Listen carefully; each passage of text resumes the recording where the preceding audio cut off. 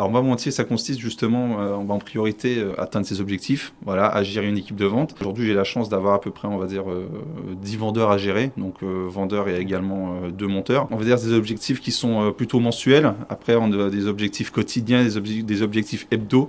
On se base très souvent sur N-1. Et après, l'objectif, forcément, c'est toujours faire mieux que l'année dernière, d'être plus performant.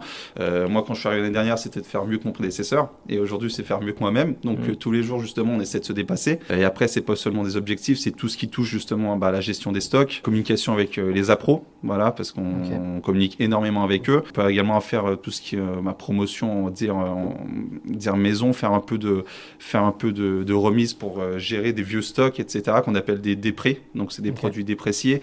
C'est énormément de gestion de stock, énormément d'humains aussi beaucoup, avec beaucoup d'entretien, avec quelques forcément des litiges clients, donc aussi à régler, donc pour que tout le monde soit satisfait, que ce soit l'entreprise également client, parce qu'aujourd'hui dans le commerce, on se rend compte que c'est un peu plus, on va dire un peu plus compliqué. Les belles années du commerce pour l'instant sont un peu derrière nous après le Covid, c'est ce que tu dirais, mais après donc forcément les clients qui viennent en magasin, je vais dire le plus dur c'est pas de les attirer, c'est de les garder.